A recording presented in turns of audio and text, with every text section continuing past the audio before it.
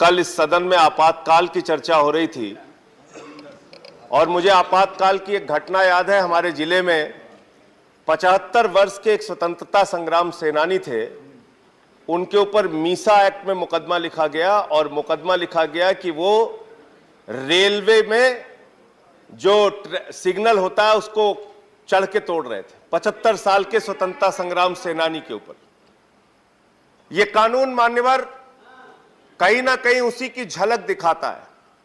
आप इस देश में फिर से एक बार आपातकाल लाना चाहते हैं, तानाशाही की व्यवस्था लाना चाहते हैं और एफआईआर की बात आप कर रहे हैं। मान्यवर, इन लोगों ने कैसे कैसे लोगों पे एफआईआर की। राजदीप सरदेसाई एक वरिष्ठ पत्रकार है मान्यवर, उन पे एफआईआर कर दी। बिल पर अच्छा श्याम मीरा सिंह एक पत्रकार है मान्यवर, उन पे एफआईआर कर दी। कृपया बिल पर बोले। बिल पर मैं कानून के दुरुपयोग पे बोल रहा हूं सर। त्रिपुरा में जांच करने के लिए, घटनाओं की जांच करने के लिए वकील गए मान्यवर, उन पे इन लोगों ने एफआईआर कर दी, यूएपीए लगा दिया। कानून के दुरुपयोग की अगर बात करें मान्यवर, एक दिन में 9 एफआईआर मेरे खिलाफ उत्तर प्रदेश में हुआ। 9 एफआईआर। कृपया बिल पर बोले। राष्ट्रद्रोह का मुकदमा लिखा इन लोगों ने, राष्ट्रद्रोह का मुकदमा 21 मुकदमे लिखे।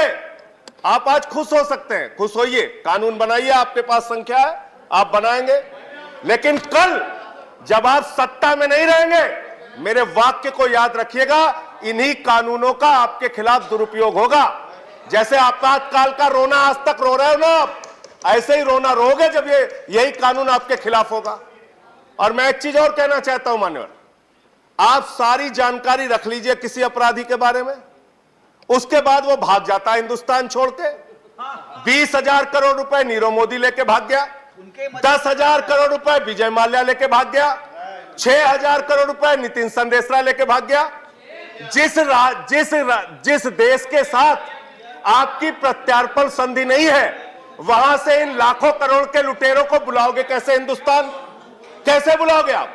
मैंने एक सुझाव इस सदन में दिया था और माननीय गृह मंत्री जी हैं यहां पे, मैं चाहूंगा आप वो संशोधन कीजिए, कानून लाइए इस देश में। जिसके पास 50 करोड़ से ज्यादा का कर्ज हो, उसका पासपोर्ट जब्त करके रख लीजिए, हिंदुस्तान छोड़ के भागने नहीं पाएगा। आप वो करना नहीं चाहते, आपको पकड़ना है विपक्ष के नेताओं को बिल पर। लेकिन एक बात, अच्छा एक बात और कर रहा हूं मानवर, एक बात कह के खत्म कर रहा हूं अपनी बात। जितना समय उतना तो बोलने दीजिए, बोलिए, जितना समय उतना तो बोलने दीजिए, बोलिए आप। ये इस बिल से कुछ करेंगे नहीं करेंगे मान्यवर, सबका साथ सबका विकास जरूर करेंगे, सबका विकास करेंगे और अलग अलग राज्यों में अलग अलग विकास देखने को मिलेगा। गुजरात में किसी टीएमसी वाले नेता पे एफआईआर होगी तो गुजरात में विकास करेंगे।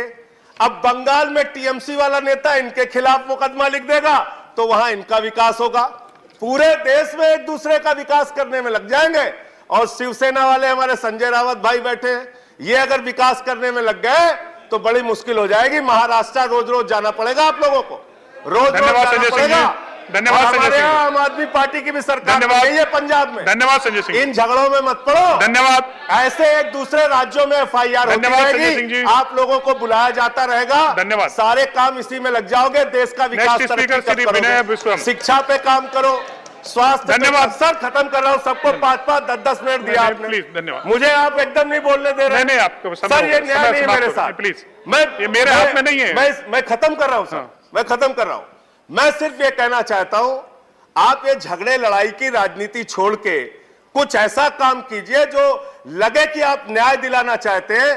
करोड़ों केसेस पेंडिंग है इस देश में, धन्यवाद। करोड़ों केसेस। और माननीय प्रधानमंत्री जी ने इसी सदन में कहा था, फास्ट ट्रैक कोर्ट बना के हम न्याय करेंगे, अपराधियों पे कार्रवाई करेंगे। विनय विश्वम जी, प्लीज। भारतीय जनता अदरवाइज और नेक्स्ट स्पीकर विनय विश्वम जी, नेताओं पे कार्रवाई। केवल जो विनय विश्वम जी बोलेंगे वो रिकॉर्ड में जाएगा, nothing will go in record.